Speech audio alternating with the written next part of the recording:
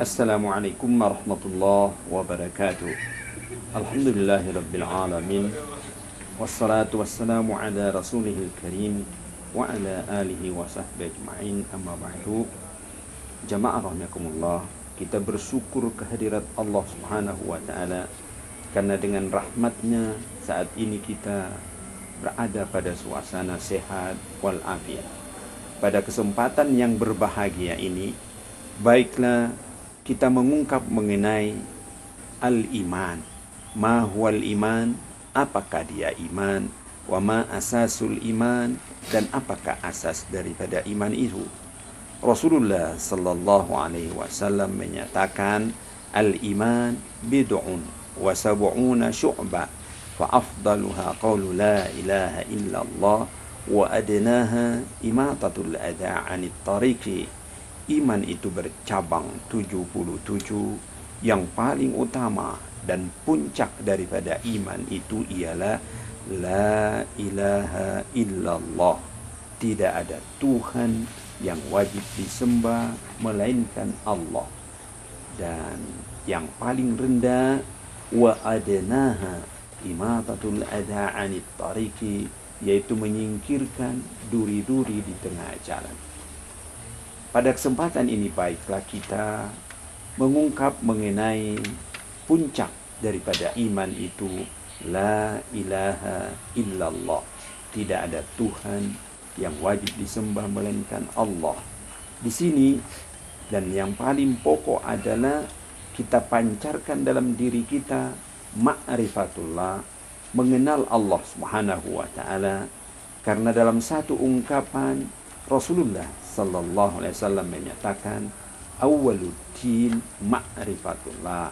Pertama-tama kita mengenal ad-din, al-ad-din agama ialah mengenal Allah Subhanahu wa taala.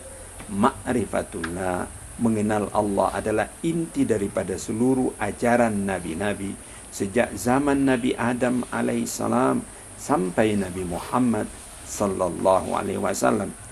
Untuk mengenal Allah ini, kalau kita buka Al-Quran, ada 3 macam metode yang diungkapkan oleh Allah Subhanahu wa taala. Metode pertama adalah metode akal.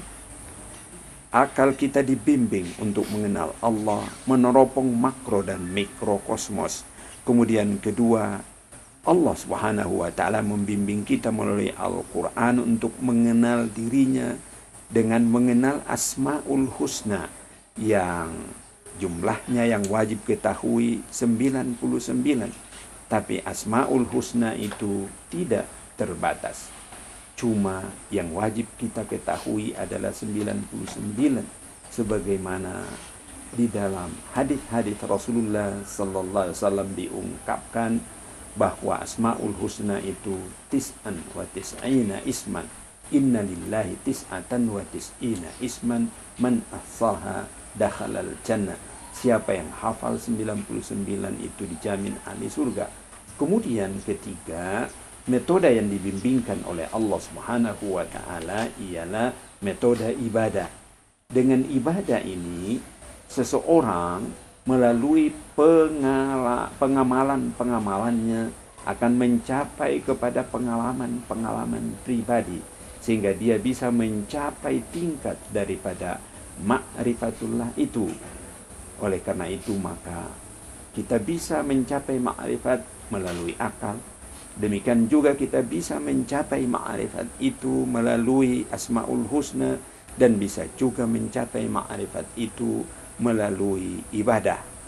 Selanjutnya, sebagaimana Nabi mengatakan bahwa yang paling rendah daripada iman itu imatatul adha 'anit tariqi, yaitu menyingkirkan duri-duri di jalan. Pengertian menyingkirkan duri-duri di jalan ini bagi orang yang beriman itu ialah menyingkirkan segala hal yang akan membahayakan terhadap manusia, kepada kemanusiaan, demikian juga kepada makhluk-makhluk Allah Subhanahu wa taala. Karena orang yang beriman itu sebagaimana diungkapkan oleh Rasulullah sallallahu alaihi wasallam, dia akan muncul di tengah masyarakatnya sebagai rahmatan lil alamin, sebagaimana Rasulullah sallallahu alaihi wasallam diutus ke dunia ini, wa ma arsalnaka illa rahmatan lil alamin. Tidaklah kami utus engkau wahai Muhammad kecuali rahmat bagi semesta alam. Ini ada hubungannya dengan pengertian Islam dan ada hubungannya dengan inti-inti syariat yang lain. Tapi pada kesempatan di sini di mana kita bicara tentang iman, maka orang yang beriman itu akan mencapai puncak ma'rifatnya kepada Allah Subhanahu wa taala, di samping dia hidup di tengah masyarakat, tidak membahayakan orang lain, bahkan berusaha untuk menjadi rahmat bagi orang lain. Seorang Muslim adalah orang yang bermanfaat di tengah masyarakatnya, sebagaimana Nabi mengungkapkan khairun nas, sebaik-baik manusia, anfa'uhum linnas, adalah orang yang paling banyak manfaatnya terhadap sesama manusia. Oleh karena itu maka sebagai seorang muslim, baiklah dan marilah kita hidup di mana saja untuk memberikan manfaat di dalam kehidupan ini, mulai di rumah tangga kita, kepada tetangga kita, kepada masyarakat dan bangsa kita, bahkan kepada dunia seluruhnya. Hendaknya kita bisa memberikan manfaat sehingga muncul di tengah masyarakat sebagai rahmatan lil alamin, rahmat bagi semesta alam. Selanjutnya kami ucapkan selamat berbuka puasa. Mudah-mudahan ibadah puasa kita diterima oleh Allah Subhanahu wa taala sambil memperoleh pahala yang berlipat ganda. Assalamualaikum warahmatullahi wabarakatuh.